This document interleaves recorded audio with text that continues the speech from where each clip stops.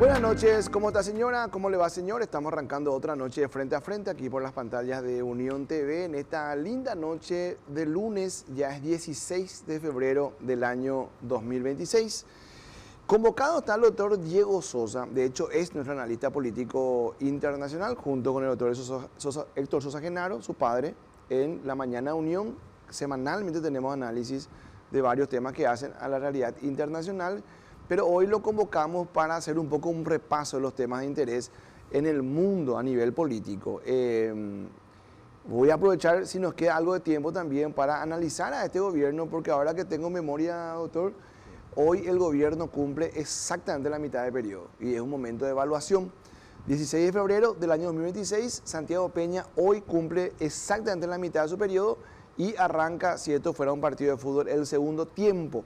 Si nos queda un poquito de margen, vamos a hablar también de la política internacional de nuestro país. Pero vamos a arrancarlo, de hecho, con un tema que tiene algo que ver porque el presidente Peña está convocado junto con otros presidentes latinoamericanos a una cumbre a instancia del gobierno norteamericano. ¿Cómo está, doctor Diego Sosa? Buenas noches, gracias por estar con nosotros. Muchas gracias, Gustavo. Un placer, encantadísimo, y un gran saludo a tu teleaudiencia.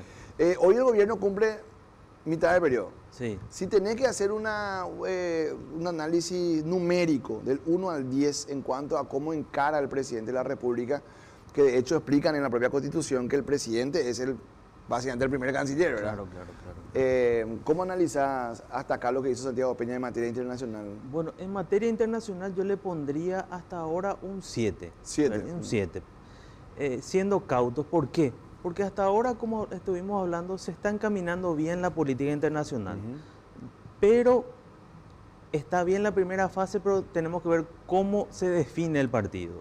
Porque definimos quiénes son, nos definimos el lado geopolítico. Sí. Porque como hablamos, estamos en un momento histórico donde no es momento de tibios, sino que es momento de decisiones, de elegir bandos. Porque las placas tectónicas de la geopolítica se mueven y tenemos que definirnos. Y el Estado, el gobierno se definió la ruta concreta: Washington, Taipei, Jerusalén. Ese es nuestro norte. ¿Es lo correcto? Y es lo correcto. En algún momento siempre la historia es dura y tenemos que estar siempre del lado correcto de la historia. Y creo que nosotros tenemos que defender siempre la democracia y los valores que tienen que ver con el respeto a la libertad, la propiedad privada, los derechos humanos. Y estos países defienden eso. ¿Cuál sería otra ruta? ¿Cuál es la ruta de Milei? ¿Cuál es la ruta de Lula da Silva, por ejemplo, si nos comparamos con los vecinos? Bueno, Milei lo mismo. Milei defiende los valores de la libertad. Milei es un presidente que yo le llamo un presidente disruptor y revolucionario, como un Trump. Milei establece criterios ordenadores en Argentina. ¿Qué viene a decir él? No, yo quiero volver a reivindicar el valor del trabajo. La honestidad, el ganarse, como dice, el ganarse la vida. Yo te voy a enseñar a pescar, no a darte el pescado. Claro, pero ellos hacen Washington, también Jerusalén. También. Pero no Taipei. Taipei tímidamente, porque van a tener que hacer. Porque ¿qué pasa, Gustavo? La diferencia entre Argentina y Paraguay es que el principal socio comercial de Argentina es China. Y también no te olvides los famosos swap chinos. Sí. Ellos tienen bastantes créditos con China.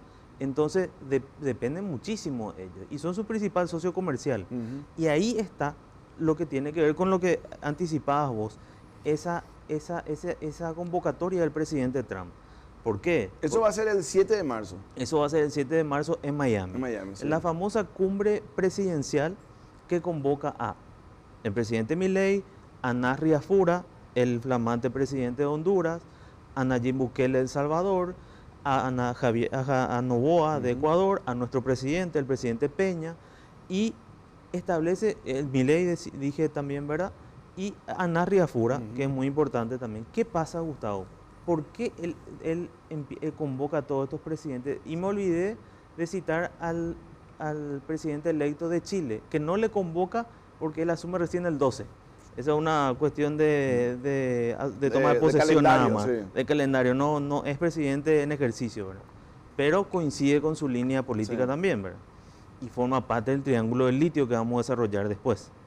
Entonces, ¿qué pasa? Estos presidentes, y en parte él hizo también una campaña interesante en Latinoamérica para volver a América a esa senda de la derecha, para llamarle de alguna forma, de buscar desplazar a la izquierda y sobre todo a los enemigos sistémicos de Occidente.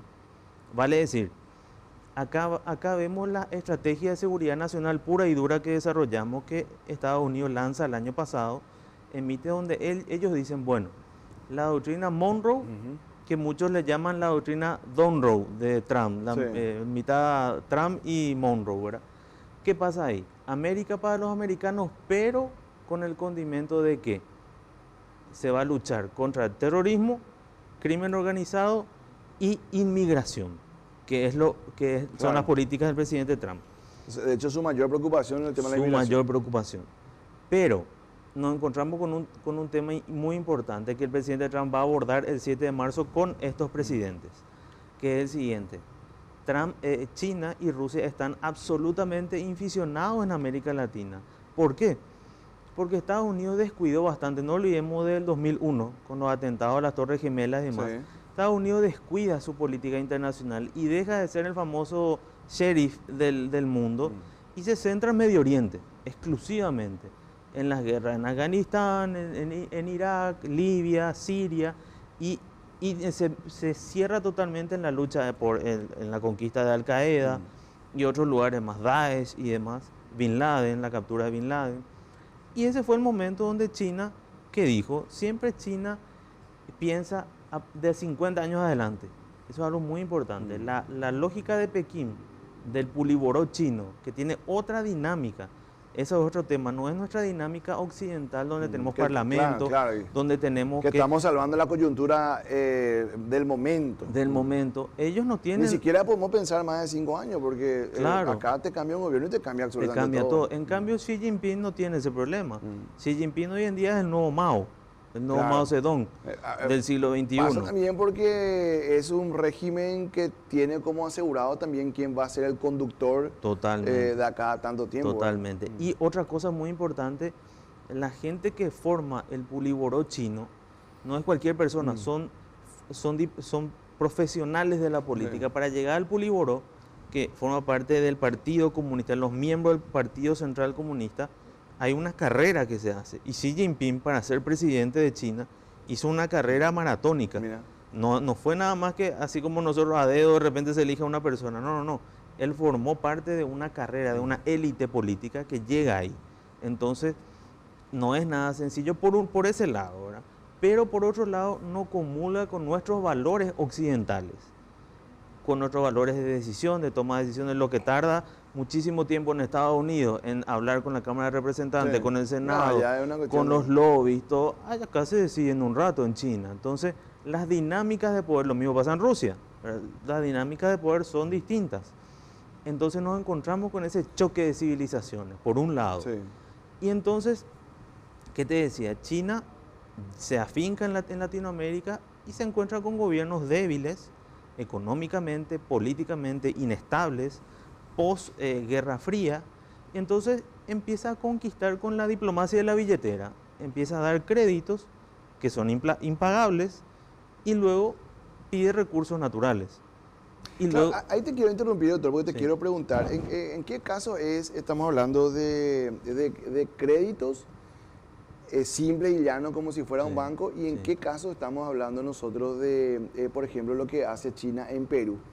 Que pone una plata, invierte una plata en un puerto que debería corresponder administrativamente al Perú. Sin embargo, ahí están trabajando todos funcionarios chinos y ellos generan una especie de una isla de soberanía china. Muy importante. O sea, ¿cómo define eso China? ¿A quién le da un crédito y a quién le dice yo quiero un servicio público tuyo para adentrarme en tu país? Muy importante, Gustavo. No te olvides que las potencias, hablando de manera cruda, eligen sus vasallos, una política de conquista diplomática, que por eso hablamos la diplomacia de la billetera, donde yo te someto, donde yo sé que vos no vas a poder lograr pagar esta copa, pero yo te vendo esta copa a sabiendas, porque yo sé que yo te voy a generar una relación de dependencia y yo te voy a pedir algo, porque yo sé que no vas a cumplir. En la política internacional nada es gratis. Nada es gratis, todos son intereses. Y yo entro porque sé que quiero algo de tu país.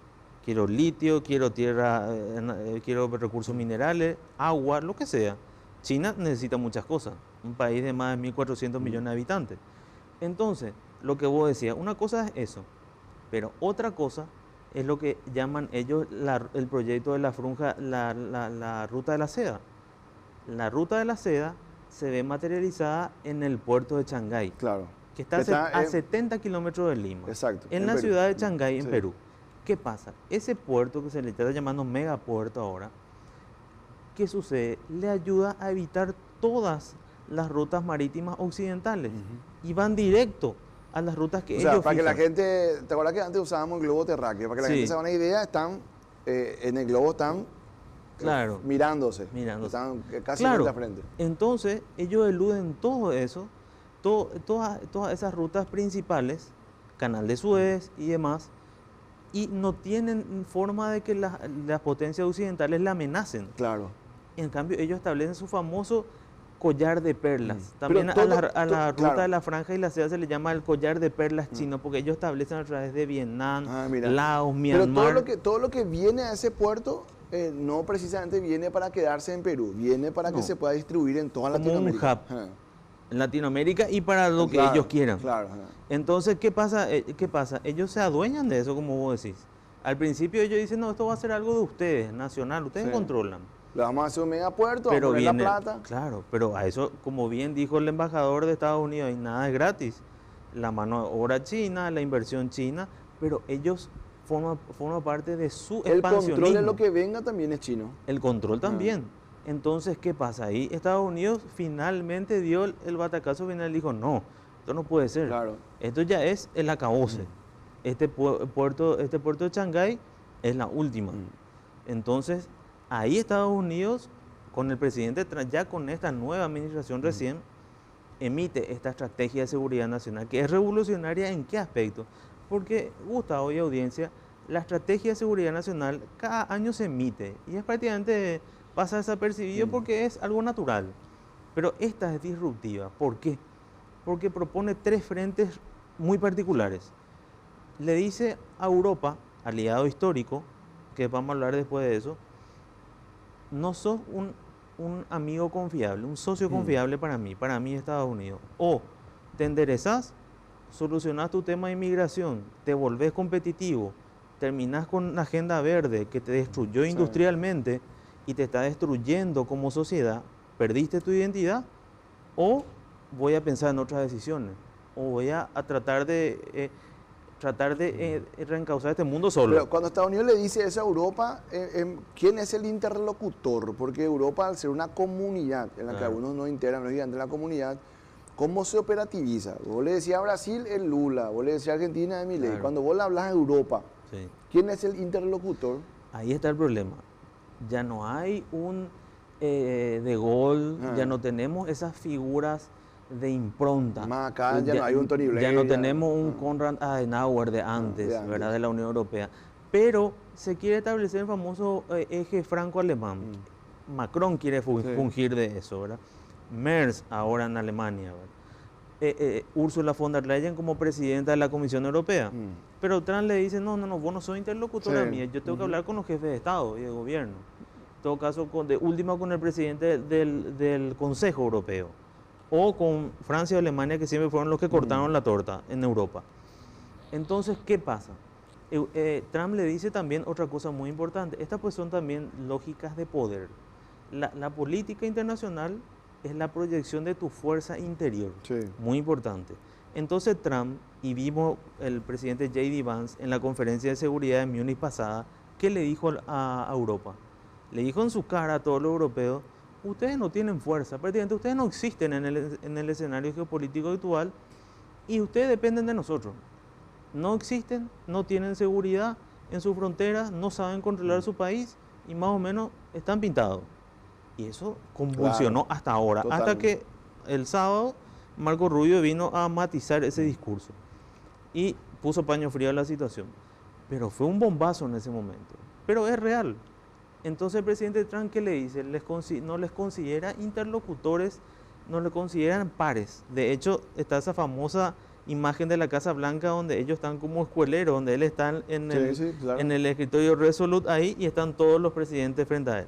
Esa es una demostración de poder gigante. Claro. Esa, la foto cuenta, O sea, la foto dice claro, algo. Claro, en política la imagen cuenta, Claro, eso habla. Ahora, volviendo a la convocatoria, Sí. 7 de marzo, Miami, invita al presidente Trump. Sí. ¿Qué se va a hablar allí puntualmente o qué se va a decidir?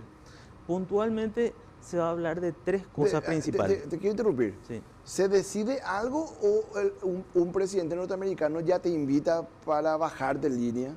Se Operativamente baja una línea. Se Se baja baja una- una línea. Claro, estamos hablando de una potencia. El presidente Trump tiene una agenda, como hablamos, la estrategia de seguridad. ¿Qué tenemos que hacer? Asegurar el continente, blindar el continente de nuestros enemigos sistémicos. Sí. Llámese China, Rusia, Irán, Corea del Norte y sus derivados. Entonces, el presidente Trump le va a decir a nuestros presidentes latinoamericanos, miren señores, nosotros estamos alineados, tenemos Sí. que formar un bloque y ahí es donde entra nuestra inteligencia, debe de entrar nuestra inteligencia diplomática de no estar como vasallos como en Europa. Sí. Es decir, bueno, ¿qué yo puedo sacar de Y provecho? le va a decir, nos va a pasar esto, sí. Claro. Trump le va a decir, yo necesito tres cosas. Asegurar suministros, cadena de suministros, blindar rutas, Sí. que China no tenga acceso a las rutas de ustedes. Y tercero, tierras raras, minerales. Sí. No sé, Argentina que no- encabeza ahí el... Claro, entonces, y hacemos un repaso. El triángulo del litio. Chile, Bolivia, Argentina. La mayor reserva de litio del mundo. del mundo. El litio, ¿por qué es importante hoy en día? Para la fabricación de microchips, semiconductores, todo lo que tenemos nosotros Todo. para nuestros celulares, microondas, nuestros autos, todo. Esa es la clave hoy en día, inteligencia artificial. Sin eso no podemos. Entonces, las potencias se debaten eso. Y Estados Unidos en particular, Gustavo, ¿por qué? Porque China tiene el 70% de la producción de tierras raras. En su país, en su suelo, está el 70% de las Del tierras mundo. raras del mundo. Ah. Y el 90% del refinamiento. O sea, ellos ya te entregan procesado el 90%. Entonces, prácticamente Claro. tienen el monopolio Sí. de eso. ¿verdad? Entonces, Estados Unidos está buscando en su estrategia de seguridad donde hay tierras raras por todos lados. Por eso vemos en Ucrania lo que está sucediendo y yéndonos exclusivamente a América, a esta reunión, a esta cumbre presidencial de aliados de Trump, va a decir, bueno, yo tengo que asegurar el litio acá en el triángulo del litio, Sí. y no solamente el litio, sino que también hay cobre y otros recursos. También Argentina es muy importante, porque hacia Tierra del Fuego y demás, no es una base militar, sino que es una base espacial que está de China, que se afincó ahí, que todavía no se termina, que tiene que instalar un satélite gigante que es para, supuestamente para control del espacio y más, pero en realidad para otras cosas que el presidente Milei no le está dejando terminar. Bueno, eso se tiene que impedir y que se impida expandir también. Claro. Y totalmente. por otro lado, que tengan acceso a la parte sur de Argentina, que es el control de las aguas. Entonces, eso no, se blinda totalmente. Y es lo que también están haciendo, por ejemplo, con Bolivia. Con Bolivia, hace unos meses, recién asumió Rodrigo Paz, firmó un tratado especial con Estados Unidos donde le garantiza la prioridad para el negocio del litio a empresas de Estados Unidos. O sea, Estados Unidos ya movió sus fichas. Ahora lo que está haciendo es consolidar. Pues aquí, ahí nomás me quedo porque en el mapeo regional Bolivia parece un país tan irrelevante, ¿verdad? O sea, ¿quién dice Bolivia? Hay que hablar con Bolivia, pero como un recurso natural te convierte en importante en una mesa de negociación, nada más y nada menos que en una mesa que convoca a Estados Unidos. Totalmente, Gustavo. Y Claro. ahí está lo que es muy importante lo que vos decís, porque es también nosotros como latinoamericanos valorarnos más. Claro. ¿En qué sentido? Y es vital, te agradezco mucho esa acotación tuya, siempre tan inteligente, porque de repente nosotros como nos achicamos mucho, decir, no, nosotros que... Sí. En este escenario geopolítico es como una propiedad de repente que uno hereda a un familiar, sí. que de repente antes, no sé, una propiedad que estaba en tal avenida, Sí. 50 años antes era un bosque, hoy en día vale millones de dólares. Sí. Y es lo que está pasando ahora. Claro, lo pero, que nosotros, a lo que eso para no le damos nosotros, valor, porque vamos a ir al caso de las hidroeléctricas, Sí. ¿verdad? Cuando vos escuchás analistas paraguayos que dicen, vamos a ir al caso de Itaipú, Paraguay puso el agua nomás. Claro, Bueno, y una hidroeléctrica se hace con agua y con plata. con plata. La plata se consigue, el agua no es tan fácil. El recurso no. Pero, claro. ¿sabes qué? Es una cuestión de autoestima política es. A Exacto. veces yo escucho que no, Paraguay no puso plata, Paraguay puso el agua no No más. más, claro. Y Y forma parte de jugar en esta liga. No estamos acostumbrados Mm, a mm. jugar en esta liga. Y para jugar en esta liga se requiere, primero, como diría un amigo, creerse el cuento de que sos grande. sí, Segundo, fijar tus intereses y aspiraciones. Cada país tiene que fijar sus Claro, intereses y totalmente. aspiraciones, su agenda. vos hiciste un análisis de cómo, de las posturas que fue tomando Paraguay y la Sí. consolidación de esa ruta Washington, Taipei, Jerusalén. Sí, Pero si más allá de las posturas o de las elecciones que hizo Paraguay a nivel internacional, tenés que catalogarle a Santiago Peña sí, como embajador del Paraguay en los viajes que hace, en las visitas que hace y en las cumbres a las que asiste. sí. Estamos ante el presidente de mejor representación internacional desde 1989.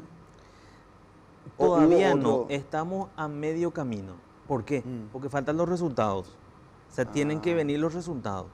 Yo elogio que es ¿Cómo que es el encara? presidente Ah. que hasta ahora está dando una mayor exposición sí, al país. ah. Porque eso es indudable. Mm. Está llevando al país a una vitrina. Sí. Pero ahora, muy importante, si yo me estoy vendiendo, Mm. si yo me estoy exponiendo, yo tengo que tener primero un background y una imagen, un testimonio de vida. Sí. Si yo me presento a un lugar y digo, yo soy Diego Sosa, Ah.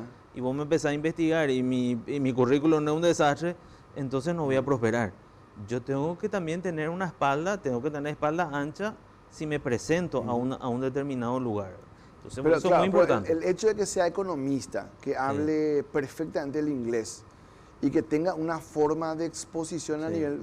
Yo suelo contar en radio que me ocurrió en Miami, me fue a una premiación en Miami y a mi lado estaba una directora de producción de Telemundo, ¿verdad? El canal más importante, y me decía, un lujo el presidente que tiene. Un lujo el Sí. presidente que tiene. Y eso ocurre mucho a nivel internacional. Por eso ahí hago un poco una separación de los resultados o no, del impacto no, digo de Santiago Peña personalmente, cómo se Personalmente. expone. Sí, Si uno hace un comparativo, le habrá costado mucho más a Lucho González Maki, por supuesto. le habrá no, claro, costado mucho más probablemente a Federico Franco, claro. aunque también era muy sólido a nivel internacional, pero le tocó una coyuntura complicada. Sí, sí, sí. Ahora Horacio Cartes no tenía el mismo ímpetu, Claro, la misma claro, impronta, claro, claro. Mario Ado Benítez tampoco. Digo, en cuanto a lo personal, Sí, sí, sí, sí, sí. Claro, le ayuda mucho eso, ayuda ¿no? ayuda mucho porque es lo que hablamos. Para entrar en este círculo, también vos tenés que tener, porque por ejemplo, sentarte con un Donald Trump mano a mano o con un Vladimir Putin que tiene décadas de presidente, no es poca No. cosa. O sentarte con uno de los emirs allá Sí. de Qatar y demás. Los tipos tienen miles de millones de dólares y son dueños, son petroleros y no les importa mucho la situación. Entonces hay que tener lo que vos decías, la solvencia intelectual y ese fuste de hombre de Estado, Claro, no. de cuadro de Aparte Estado. que no es ya cancherearle nomás, Claro, ¿verdad? Porque claro, ya no estamos en esa Sí. época donde vos te vas a improvisar. y hay una cuestión, vos dijiste, hay que creerse el cuento. Y yo me Sí. quedo con un detalle. Ocurre lo de Venezuela Sí, y quedó como muy chanta, ¿verdad? Pero los especialistas dicen que es lo que hay que hacer. ¿Qué hace Santiago Peña? Comunicado a migrante le dice, Estados Unidos, nosotros tenemos experiencia en procesos democráticos. Nosotros sabemos enseñar lo que es la democracia y nos ofrecemos para guiar la democracia en Venezuela. sí, sí, sí. Para nosotros fue, no sé si hubo una expresión más chanta en los últimos 30 años, o sea, con este quilombo que tenemos de democracia, pero es lo que hay que hacer Es lo también a que hay nivel que hacer. internacional, es decir, Sí. creerse el cuento. Creerse el cuento. Y que Paraguay juegue de grande, ¿verdad? Y ahora formamos la Junta de Paz. Claro, también. o sea, Integramos la Junta de sí. Paz de Gaza. O sea, creo que por lo menos estamos comenzando a mirar que hay que jugar de grande, ¿verdad? Más allá Claro, claro, porque la política internacional tiene algo de Sí, eso también, también. ¿verdad? O sea, un poco de exageración. Ahora, bien, es mostrarse. Ahora, cuidado, que ellos te van a pedir en algún momento, si vos firmás un acuerdo, un negocio, tenés que cumplir ese negocio. Ahí sí ya no hay, tenés que tener las capacidades. Si vos llamás a una inversión, vos tenés que tener en tu país una cierta seguridad jurídica, capacidad Claro. de infraestructura.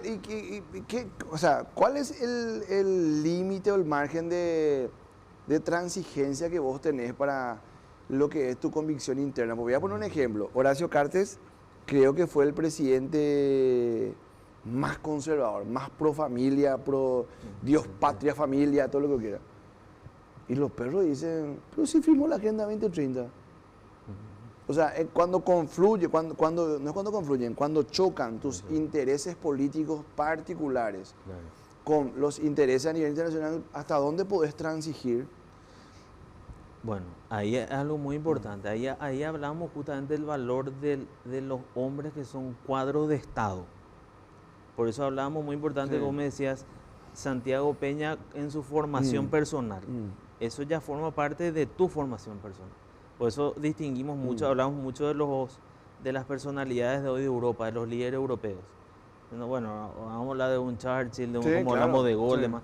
O sea, hay tiempos y tiempos. Imagínate, si siempre hablábamos con mi padre, hablamos si no existía un Churchill en aquel momento, en la Segunda Guerra Mundial, si no existía un De Gaulle, ¿qué pasa? Un Roosevelt, ¿qué iba a suceder a lo mejor? Interesante, ¿verdad? Son historias contrafácticas ya, ¿verdad? Pero para el análisis. Y lo mismo acá.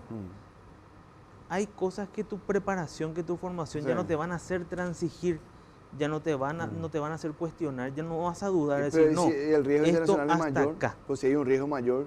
Si hay un riesgo mayor, se ven posibilidades de morigerar eso. Vos haces un sistema de peso y contrapeso y antes vos hablas con tus aliados. O sea, ahí está la política internacional. Y por eso está bien lo que está haciendo el presidente Peña. Antes nosotros no teníamos estos canales tan abiertos. Por eso yo digo que el presidente Peña tiene una oportunidad histórica, como nunca tuvo ningún presidente en la historia del Paraguay, con esta alianza tan estrecha, con un Marco Rubio que habla, históricamente un secretario de Estado que habla castellano, un subsecretario Landau que vivió en Paraguay. Entonces, Paraguay tiene una oportunidad histórica, porque en relaciones internacionales también es importante los vínculos personales, ¿verdad? Como todo en la vida. Nunca va a ser lo mismo lo meramente protocolar. Ahora, te quiero preguntar ahí, doctor, porque vos decís Churchill, vos decís alguna figura a nivel internacional, y si traemos el plano local, vos tenés un Eligio Ayala. ¿Será que a los que hoy están en el poder, o a los que estaban hace 10 años, alguna vez la historia les va a recordar también con ese protagonismo? Pregunto, o sea, ¿será que van a pasar 50 años y Horacio Cartes va a ser recordado en un libro que se distribuya en la primaria? Porque pareciera que cuando uno mira para atrás estábamos llenos de prohombres y hoy tenemos solamente gente que tenga muchos cuestionamientos. Yo creo que acá Gustavo toca un punto muy importante que a mí por lo menos me apasiona mucho. Yo siempre digo, a los pingos se los conoce en la cancha y al final lo que importa es tu testimonio. Pero el testimonio tiene que ir acompañado como en la fe de obras. Un santo famoso de mi colegio de San José, San Miguel Garico, decía, una fe sin obra es una fe muerta. Pero esas obras van acompañadas de convicciones, de ideas. Y la política, a mí me apasiona la política es convicción, la política es pasión. Y los que hacen política, los que estamos en esto, tenemos que estar compenetrados con la realidad social. Tenemos que tocar ese sentimiento, ese corazón de la gente y decir, bueno, ¿qué es lo que pasa? Y nuestra vocación, nuestro trabajo tiene que estar al servicio de la gente, no estar encerrado en una oficina viendo qué pasa y generar políticas de gobierno. Y ahí se te va a recordar en la historia. Claro. Y ahí ocurre. Por eso uno habla siempre del doctor Luis María Argaña, por ejemplo, que él era una persona que, si bien a lo mejor tenía un carácter fuerte, pero era un líder que cuando pasaba te marcaba, te hacía mover el suelo. Y era una persona con ilustración, con formación, con convicción y con ideas claras, que no le iba a mover, y le transmitía al otro. Ahí vos tenés el caso Cristina Fernández de Kirchner, ¿verdad? Que más allá de los errores y lo vilipendiada que está, porque de hecho yo por lo menos no encuentro ninguna coincidencia ideológica con ella, pero genera ella una especie de religión, o sea, es como una espiritualidad, ¿verdad? Claro.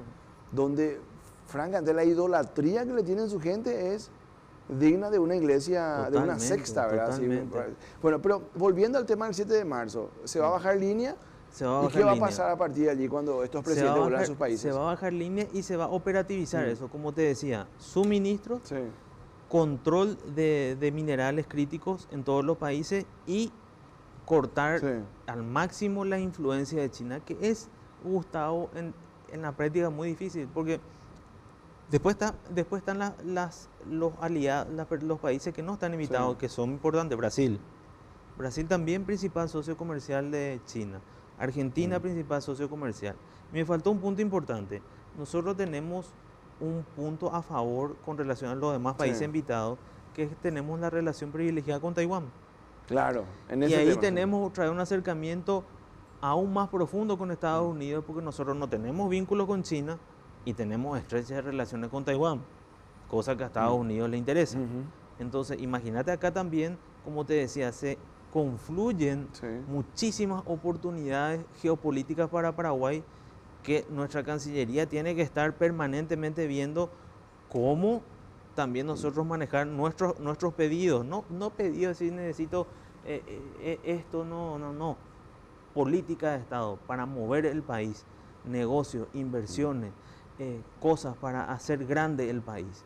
No es solamente una política mendicante, sino que una política desarrollista, más de cooperación, buscar el crecimiento, buscar crecimiento, no solamente un desarrollo, sino que un crecimiento realmente. Te quiero preguntar por el caso Jeffrey Epstein, ¿verdad? Porque cuando pasó lo de Odebrecht en esta parte del mundo, que tiene su origen en Ecuador, de hecho que produjo un montón de expresidentes peruanos, pero en Ecuador, en Perú quise decir, un montón de expresidentes peruanos presos, uno inclusive muerto el día que la policía lo va a buscar a la casa, Alan García.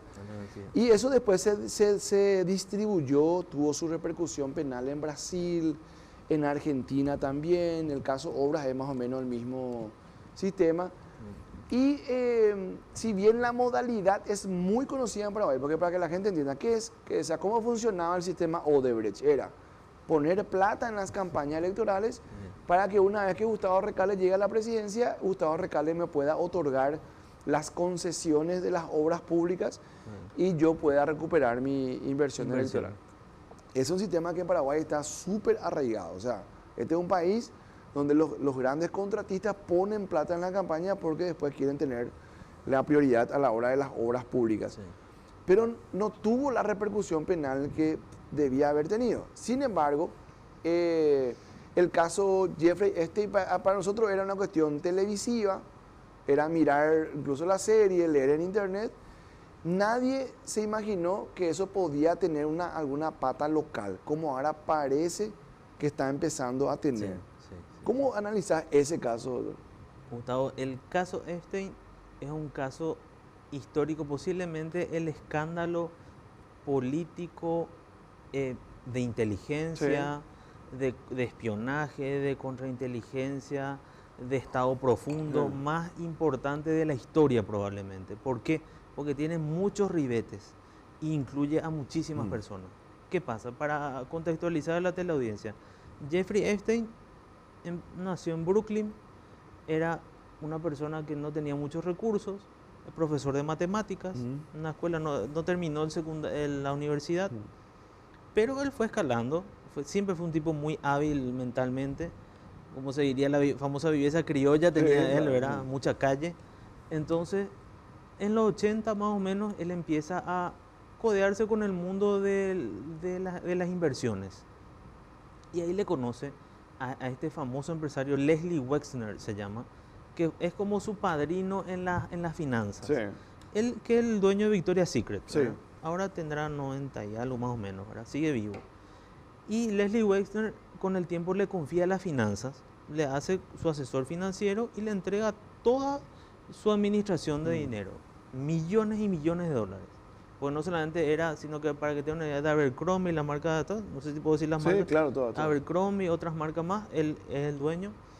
Y luego esa relación se rompe porque naturalmente, Jeffrey Epstein no puede con su genio y le roba más de casi 100 millones de dólares, le roba, y bueno, ahí se corta la relación. Y Jeffrey Epstein trabaja en una empresa muy importante de fondo de inversión y luego abre su propio fondo de inversión. Leslie Wexner le regala una mansión en Nueva York, en otros lugares, y luego él empieza a vincularse con Londres. Ahí en Londres le conoce a la famosa Ghislaine Maxwell, que es la hija de Robert Maxwell. Robert Maxwell es un empresario de medios, entre la empresa que tenía, era empresa de medios muy importante. Tiene una relación, se casa con Ghislaine Maxwell, y Ghislaine Maxwell era una socialité de Londres, estudió en Oxford, bien educada, y ella le conecta con la alta alcurnia de Nueva York y le presenta a todas las grandes figuras empresariales, políticas, de medios. Y ahí él empieza a ganar estatus social y empieza a meterse en ese mundo. Pero ¿qué pasa, Gustavo? Hasta ahí nos preguntamos cómo puede ser que Epstein consiga la plata que tenía de la nada. Bueno, de hecho le robó, como le hablamos, a Leslie Wexner, ¿verdad? Para empezar. Pero acá hay otras cuestiones. Él monta todo apoyado por su pareja Ghislaine Maxwell, esta red de pedofilia y demás, donde conecta a príncipes, políticos, la más grande del mundo. Hay otras más hoy en día, naturalmente. Esto no terminó, no es solo actualmente hay más. Sí. Pero monta una red. Por lo menos fue la red que tuvo más repercusión mediática. Más repercusión por el tipo de clientes. Por el tipo de clientes que vamos a ir hablando quiénes fueron. Sí. Hasta que lo que se sabe hasta ahora. Porque el Departamento de Estado reveló 3 millones de documentos, más de 3.000 videos y imágenes miles también. Entonces, ¿qué pasa acá? Ghislaine Maxwell juega un papel muy importante porque ella es la que recluta a las niñas menores de edad, todas menores de edad, y también se habla de tráfico de armas. Hacían esas dos cosas. Pero la intención era montar esto, donde Epstein compra unas 2 islas, las Little St. James y Great St. James, en las Islas Vírgenes. Entonces ahí establece un paraíso que vimos hace que nadie le podía controlar. Nadie podía controlar eso. Entonces ahí establece él sus famosas fiestas bacanales donde él me escribían, por ejemplo, Elon Musk, se vieron visitas de Bill Clinton, otras personalidades más, ¿verdad? Entonces, pero esa cuestión era muy importante, ¿por qué? Porque se utilizaba como medio de extorsión. Y ahí está la vinculación de Epstein con el Mossad israelí. Está comprobado que eso fue financiado por el Mossad. No olvidemos que el Mossad es la agencia de inteligencia de Israel. Sí, y la más importante del mundo. Más importante del mundo. Entonces, ¿cuál fue la intención? Tener elementos de extorsión a los principales referentes de la economía, de la política, del empresarial estadounidense y luego del mundo. ¿Hay un caso donde se haya podido hacer una con flecha de que alguien haya sido extorsionado? Sí, recibió una extorsión. De hecho, hasta el día de hoy que te voy a contar, hace 2 semanas ocurrió. Entonces, ¿qué pasa? Robert Maxwell es la figura clave, es el que usa a su propia hija y a Epstein finalmente, porque Robert Maxwell fue un agente del Mossad. Mira. Él es el que monta esto realmente. ¿Por qué? Porque Robert Maxwell también, por eso se volvió tan poderoso. No te olvides que siempre todos los que están vinculados al mundo judío son banqueros, los Rothschild, todos ellos son banqueros y dueños de medios. Los principales medios occidentales son del mundo judío.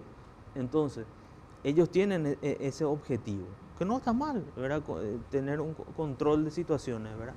Pero en este caso particular fue bastante, para que veas nomás, esto es muy importante para la teleaudiencia, estar en estas ligas grandes también incluye, también hay que tener en cuenta que hay una pata muy oscura, siniestra, macabra, perversa, que es esta, muy perversa, que es esta situación. Entonces también la política lastimosamente se mueve de esta forma, con estos estados profundos.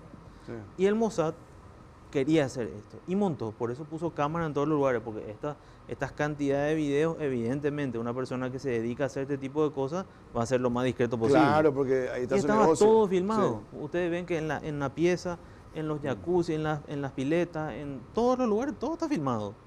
Y en las mansiones privadas de él, todo, todo. Con la intención justamente de extorsionar. Y Robert Maxwell, el papá de Ghislaine, vemos que muere en el 90 en situaciones muy raras en las Islas Canarias. Él tenía una de sus deslizadoras, ¿cómo que se llama eso? De sus... ¿De motoesquí? No, las embarcaciones grandes. Un yate. Un yate muy grande que tenía el nombre justamente de Ghislaine en su honor, y muere en situaciones extraordinarias ahogado. Evidentemente le mataron.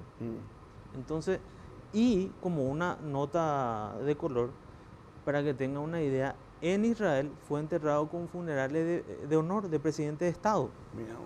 El primer civil que fue enterrado con eso. Y el gobierno Como israelí, agradecimiento a... y el gobierno israelí se negó porque se preguntó por qué este señor es enterrado con honores, como si fuera un presidente, sin haber sido presidente. Y le dijeron, no podemos decir, este señor Robert Maxwell hizo muchas cosas por el Estado de Israel, pero no se puede contar. Sí, que ahora se sabe que era Que ahora se sabe. tener elementos de represión. Una parte de las Del cosas. 90 para acá, ¿qué ocurre? ¿Cómo se va dando? Del 90 para acá se forma esta red. Jeffrey Epstein empieza a ser denunciado desde el 2005 por abuso de menores. Va a la cárcel en el 2008, primero negocia unos 15 meses, un acuerdo muy raro donde él podía salir determinadas horas en el día a trabajar, después volvía, entonces luego él es liberado y ahí él, otra situación aún más macabra, Gustavo, una vez que él sale liberado ahí en el 2008, él desaparece hasta el 2015 de la esfera pública y como en Estados Unidos no podía seguir realizando sus trapisondas, se va a Nuevo México porque él tenía una hacienda que se le llamaba Hacienda del Zorro en Nuevo México. Y en Nuevo México se afinca ahí y ahí realiza todo lo que es su explotación de menores otra vez. Y más aún, realiza prácticas de eugenesia, de alteración genética, donde él pretendía, porque él o era un psicópata o algo así, alterar genéticamente y él quería sembrar su genética en la humanidad, embarazaba a personas otra vez y alteraba genéticamente, hacía experimentos, había como un laboratorio. Entonces él estaba metido en la eugenesia también, no solamente en las cuestiones depravadas, sino que también en este tipo de cuestiones. Entonces, era bastante completo. Y aparte manejaba tráfico de armas.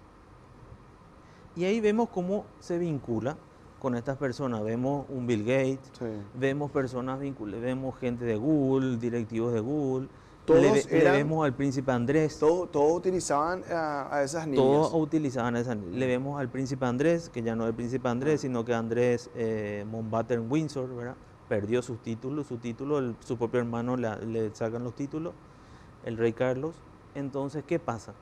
La denuncia clave que tumba finalmente a Epstein es la denuncia de Virginia Robert Giuffre, que es la víctima del entonces príncipe Andrés, que fue violada en Londres por el príncipe, en la isla de Epstein y en otra casa de Epstein, y después por otras personas más.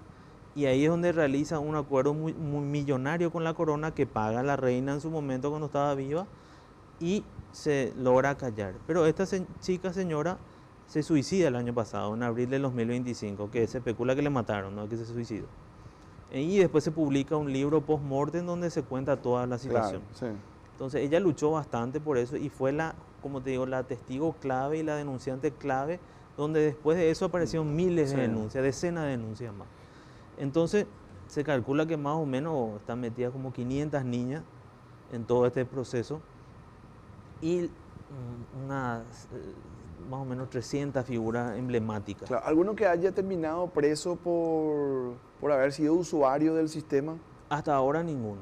Pero como te digo, salpica, como hablaste bien, a todas las situaciones, a la monarquía noruega, a Matt Merritt, que es la futura reina consorte de Noruega, está salpicando terriblemente a la corona noruega, a Reino Unido, a Keir Starmer, está en la cuerda floja, renunció su jefe de gabinete, su director de comunicaciones. ¿Por qué? Porque designaron a Mandelson, a Peter Mandelson, como embajador británico en Estados Unidos. Y estaban metidos hasta Claro. los tuétanos en el tema este. El único flecha con Paraguay que se comienza a comentar ahora. También se comenta que hubo una vinculación acá, pero todavía no se está investigando bien con quién él estaba contactando. Inclusive contactaba con Roberto Giordano, el que hacía los famosos desfiles en Punta del Este, y que hay transferencias de JP Morgan, de Einstein a Giordano. Entonces llega a Latinoamérica también a Chile. Pero lo que se calcula es que alguna figura paraguaya pudo haber abusado de las niñas, o se calcula que estaba reclutando niñas de Paraguay. Todavía no se sabe en qué particularmente hacía, pero tenía ciertas operaciones acá. Sí. Según ¿Esos documentos son públicos hoy? Son públicos, pero obviamente hay cosas borradas, hay cosas que no se pueden, no son del todo. El famoso cuando se desclasifica, que hay cosas negras que se borran. Se desclasifica lo que sí, se lo quiere que se clasificar. quiere desclasificar. Pero, como te decía Gustavo, acá se ve un tema muy crudo, que es cómo los servicios de inteligencia actúan. Y para que te des una idea, muere en el 2019, pero no muere esta red, porque los recientes acuerdos de negociación con Irán, para que te des una idea de cómo presiona, el lobby que más presiona en Estados Unidos es el AIPAC, el lobby israelí. Después del presidente más o menos que tiene más poder es Netanyahu, con el lobby israelí, que tiene bastante controlado a las dos cámaras del Congreso, controlado. Entonces, no te olvides que hace dos sábados más o menos había una información fuerte de que Estados Unidos iba a incursionar en Irán. Y hace unos días estuvo Netanyahu en la Casa Blanca. ¿Qué pasa? Se publica, se desclasifican esos 3.000 archivos que yo te decía de Epstein, coincidentemente un sábado, que era el día que supuestamente Estados Unidos iba a atacar. El Departamento de Justicia, el propio departamento, por eso que se habla que Estados Unidos tiene su famoso estado profundo. Esto es real, no es teoría de la conspiración. Ya llegó a decir Eisenhower en su discurso de finalización de mandato, que el problema de Estados Unidos es su estado profundo. El complejo militar e industrial va a ser un gran problema, decía. Ese es uno de los problemas. Acá está los poderes fácticos que rodean a Estados Unidos. Y que el presidente, en este caso Trump, está también peleando contra esos poderes fácticos. El globalismo, el AIPAC, el complejo militar e industrial, los farmacéuticos y otros poderes y los organismos de inteligencia, CIA, NSA, que también están ahí. No olvidemos que la CIA se habla que está vinculado al tema Kennedy y todo eso. Entonces, totalmente.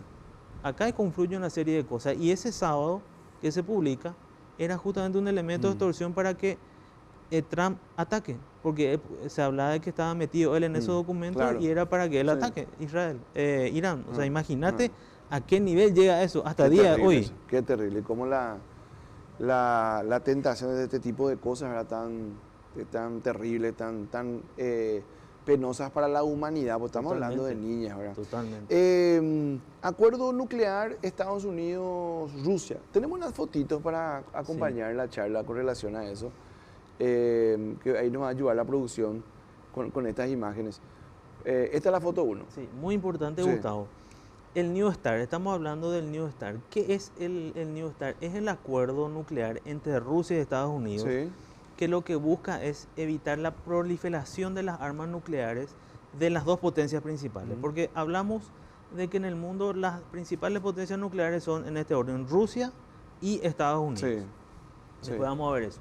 En este mapa más o menos histórico que les acompañé, vemos que este acuerdo nuclear tiene varias fases que se fueron desarrollando en la historia, que va desde 1971, que empieza ya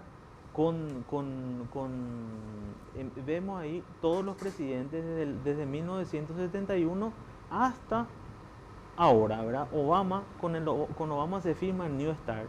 Vemos los otros anteriores, fueron pasando varias administraciones, más de 50 años de estabilidad nuclear en el mundo. ¿Por qué esto es importante, Gustavo? No solamente para controlar el arsenal nuclear en tres aspectos. No olvidemos que el arsenal nuclear comprende los misiles intercontinentales y balísticos, los cazabombardeos que pueden transportar eso y los submarinos Claro. con capacidad nuclear y ahora de propulsión nuclear. También es el control y las inspecciones. Este acuerdo incluía, que feneció, expiró el 5 de febrero de este año, Sí. incluía la inspección. ¿Qué quiere decir eso? Que cada parte, Rusia y Estados Unidos, pueden ir in situ al otro país a ver, bueno, al tal base militar Sí. donde están y Que esté decir, bueno, permitido hacer ¿cuántas eso? armas nucleares hay acá? Acá cuántos Sukhoi, que son los cazabombarderos rusos, acá cuántos están desplegados esta cantidad.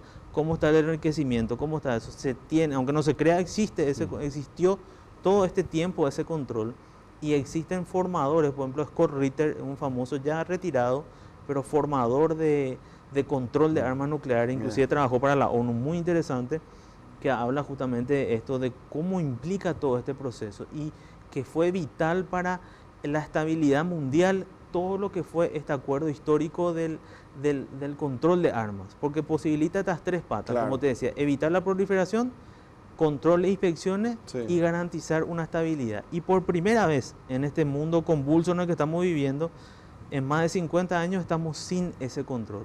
Y tiene tres consecuencias principales. Claro, desde el 5 de febrero no tenemos control nuclear de las dos potencias principales del mundo. Por primera vez. Y para que tenga una idea, por primera vez, Estados Unidos dice que puede destruir el mundo 150 veces. Sí. ¿Cuánto puede destruir la primera potencia, que es Rusia? Entonces, tres consecuencias principales. La primera, que al no existir inspecciones, cada uno puede empezar a elevar la cantidad como quiera. Segundo, que va a contribuir a que las otras potencias que en su constitución no tenían el tema del plan nuclear, decir, no, Tenemos ahora que está hacer una- inestable la situación, no tengo garantías de que Rusia y Estados Unidos quieran acrecentar su poder nuclear o modernizar, que de hecho Estados Unidos dice, yo voy a modernizar mi triada nuclear, porque Rusia tiene modernizada. Entonces se están replanteando decir, yo también voy a ser potencia Sí, nuclear voy a ahora. cambiar la constitución y Voy a cambiar y voy a ser potencia nuclear también. Sí. Entonces, es peligroso porque hasta ahora hay 9 potencias nucleares que vamos a ver más adelante, pero la siguiente placa que Sí. le compartí, que es del acuerdo justamente del New START, habla de una limitación de 1.550 ojivas nucleares, algo así como 500 lanzadores, Vamos a ponerle ahí. y eso es lo que incluía eso. Y Sí. es muy importante esa puntualización, porque no incluía, ahí está, 800 portadores, 700 lanzadores y hasta 1.500 ojivas nucleares activas. Esto era lo que limitaba este tratado de reducción de armas estratégicas, que como te decía, expiró el 5 de febrero. Era hasta aquí, el START 3. Y desde ahora estamos sin nada. Y esto facilitaba ese control mutuo y al mismo tiempo la disuasión. Porque como decían Gorbachev y Nixon, era ese concepto de la destrucción mutua que Sí. hablaban. Bueno, vos me atacás, yo te Vos me ataco. atacás, yo te ataco. O sea, era una disuasión, porque nadie gana. Claro. En una guerra nuclear Sí, nadie gana. totalmente. Sí, total. Entonces, ¿pero qué pasa? ¿Por qué no se renovó? ¿Por qué no se está renovando? Porque Putin el 22 de septiembre plantea la renovación. Pero el presidente Trump diciendo, yo también quiero renovar, pero no una renovación contigo nada más con Rusia, sino que quiero ampliar con China. Y Putin le dice, no. China dice, no, yo no quiero. ¿Por qué? Porque no olvidemos que Rusia y Estados Unidos están más o menos por los 5.000 y algo Sí. bombas nucleares, ojivas nucleares. En cambio, China cuenta con 500 nada más. Entonces China le dice, yo voy a esperar a llegar o superarle a ustedes para negociar. Obvio, nadie quiere negociar teniendo 500 y ellos tienen 5.000. Totalmente. Yo no me voy a limitar a 500 y entrar con ustedes ahí con 500 porque me quedo ahí. Claro, no le conviene Mi legalizar idea es igualar, la asimetría. claro, Sí. igualar o superarle a ustedes y ahí entramos en un acuerdo de negociación nuclear. Tenemos solo ese ranking de países, ¿verdad? Sí, ahí está el ranking Para mostrar, de dice, las 9 potencias. ¿Qué países poseen el arsenal nuclear mundial? Dice. Ahí estamos. Rusia vemos que tiene 5.580 cabezas nucleares y le sigue Estados Unidos con 5.044 y ahí Sí. te decía China 500 y luego está Francia 290, Ah. Reino Unido 225, India, Pakistán, Israel y Corea del Norte. Sí. Ahí están. Son los 9 países. Las 9 potencias nucleares Sí, con capacidad nuclear. Pero no hay luego otros países que tengan No hay armas otras, nucleares, sí. no hay otras. No hay otras tengan armas nucleares. Mira, mucho. Esas son las 9, hasta ahí. Mira, 50 Corea del Norte, 90 Israel, 170 Pakistán, 172 India. En el caso de Pakistán, que tenga un mayor poderío nuclear que Israel, ¿cómo se entiende cuando que el Estado de Israel es económicamente más poderoso? Ahí hay un tema, Gustavo, muy importante que señales. Israel, en realidad, ese es un cálculo muy bajo. Israel se cree que tiene entre 300 a 500. Sí, está subvalorado. Subvalorado. Porque no te olvides que ellos no están sujetos a la inspección del OIEA, del Organismo Internacional de Energía Atómica. Entonces no se sabe en realidad. Declaran a voluntad. A voluntad. Que no declaran. Ellos no dicen hasta ahora si tienen o no tienen armas nucleares. Se especula nomás. Ese número es un número off the record. Tentativo. Es tentativo. Pero nadie sabe. Sí. Porque está su famosa Operación Sansón. La Operación Sansón es la utilización de las bombas nucleares. Pero el instituto de Jimmy Carter justamente calculó en su momento, hace décadas atrás, que ellos tenían más o menos 300 bombas nucleares. A los efectos operativos, si uno de estos países activa una bomba nuclear, ¿qué pasa en Asunción del Paraguay?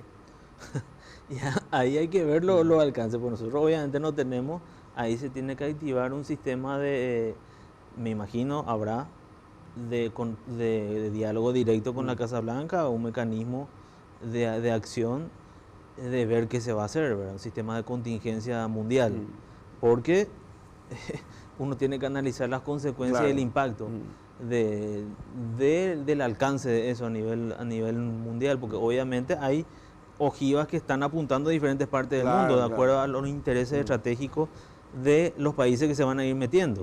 En el caso de Taiwán, que ellos siempre te explican que tienen misiles y todo tipo de armamento, incluso el nuclear, mirándoles. Claro, ellos están en guerra permanente. A Taiwán se le llama siempre el escudo de silicio. ¿Por qué? Porque ellos están escudados en los semiconductores, por eso le llama el escudo de silicio. Claro, porque si hay una destrucción del territorio taiwanés, el mundo se queda gigantesco de producción de semiconductores. El mundo se va a quedar sin eso. Sin eso.